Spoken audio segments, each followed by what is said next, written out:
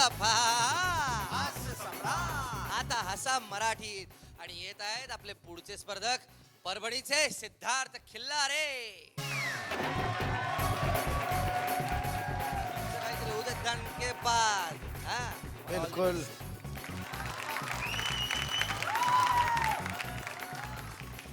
दिवसेंदिवस आपली भारतीय संस्कृती ढासळत चालली. एक जमाना असा होता की दिवस निघला की पोतराज यायचे, गोंधळी यायचे, वासुदेव यायचे. जमाना बदलत चाललेला आहे, परंतु ही संस्कृती तुम्ही आम्ही जोपासायला पाहिजे म्हणून दरवर्षी केंद्रीय सरकार, भारतीय सरकार लोकगीताचा कार्यक्रम ठेवतात आणि असाच एक कार्यक्रम परभणीमध्ये ठेवण्यात आला. आता एवढा मोठा कार्यक्रम तो सुरोंकी मल्लिका लता दीदींना बोलवा म्हणे. लताबाई येऊ शकल्या नाही. मग आता कुणाच्या तरी हाताने उद्घाटन करा म्हणे आणि त्यांचे गाणे म्हणायला हवं म्हणे. उद्घाटन झालं, सगळं झालं. आता गाणे कोण म्हणणार?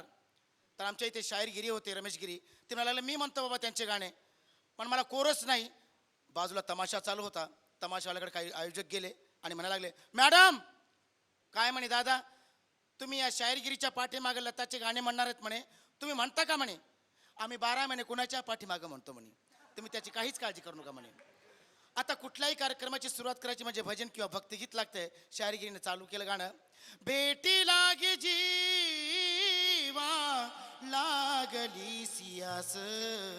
आता रमेश गिरीच्या पाठीमागं तमाशाला बाया म्हणा लागल्यात, हिलाही लागली सियास, हिलाही लागली सियास, हिलाही लागली सियास.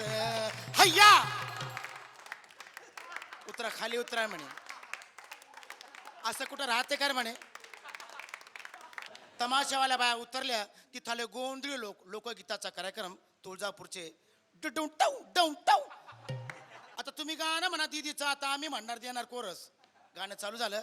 वादळ वार सुटलं ग, वाऱ्याने तुफान उठलं ग, वादळ वार सुटलं ग, वाऱ्याने तुफान उठलं ग, बीर बीर वाऱ्यात पावसाच्या धाऱ्यात सजनाला होडीनं पाण्यात फेकलं, वादळ वार सुटलं ग.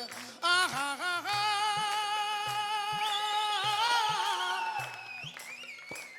आता गोंधळी लोक कोरस द्यायला लागलेत. वादळ वार वारा ह्या सुटला घ्या, वाऱ्यानं तुफान उठला घ्या, वाऱ्यानं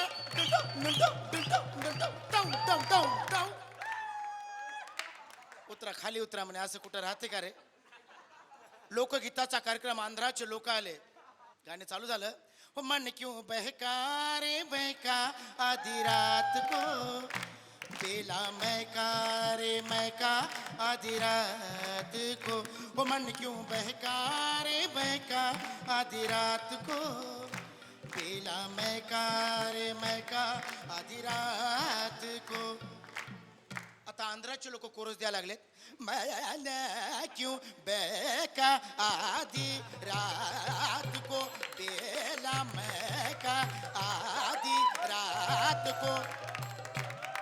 कोणी मेलं का काय रे म्हणे, एवढे गौरव उडायला लागलेत ते म्हणे. बाबासाहेब देशमुख सारखे महाराष्ट्राची शान पवाडा, कोल्हापूरचे पवाडेवाले काही लोक आले, म्हणायला लागले, आता तुम्ही गाणं म्हणा तुमच्या पाठीमागं आम्ही म्हणतो. दीदीचं गाणं चालू केलं. ओ बसंती पवन पागल ना जा रे ना जा, रोको कोई ओ बसंती. आता पवाडेवाले, वो बसंती पवन पागल ये,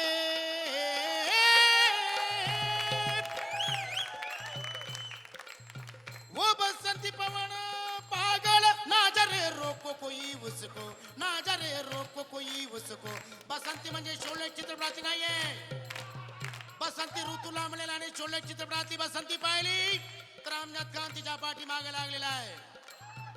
ना जा रे रोको कोई उसको, ना जा रे रोको कोई उसको रजी जी, हा ना जा रे रोको कोई उसको रजी जी, ना जा रे रोको कोई उसको रजी जी. बंजारा लोक आले. काय गाणे म्हणून राहिले म्हणे तुम्ही, तुम्ही गाणं म्हणा म्हणे. आता तुमच्या पाठीमागे आम्ही म्हणतो.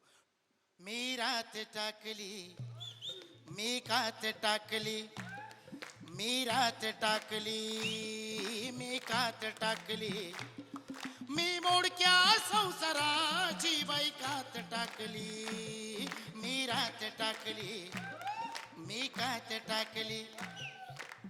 आता बंजारा लोक कोरस द्यायला लागलेत. मी रात टाकली रे दादा, मी रात टाकली रे दादा, मी रात टाकली रे दादा. लोकगीताचा कार्यक्रम तिथं आले पोतराज लोक हलगी डफडे घेऊन डंगळांग छकळांग डंगळांग छकळांग. आणि ते म्हणायला लागले तुम्ही आता एक आशाताईचं गाणं म्हणा म्हणे. त्यांनी गाणं चालू केलं आणि पाठीमागून कोरस द्यालेत पोतराज लोक.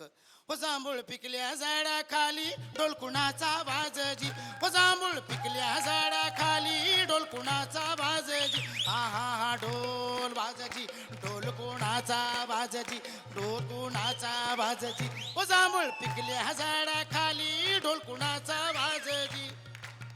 आता पोतराज हलकी घेऊन जांभूळ पिकल्या झाडाखाली चांग चांग चांग, ढोल कोणाचा वाजजी, अरे कोणाचा वाजजी दादा, कोणाचा वाजजी, कोणाचा वाजजी दादा, कोणाचा वाजजी, कोणाचा वाजजी दादा, कोणाचा वाजजी. थँक्यू.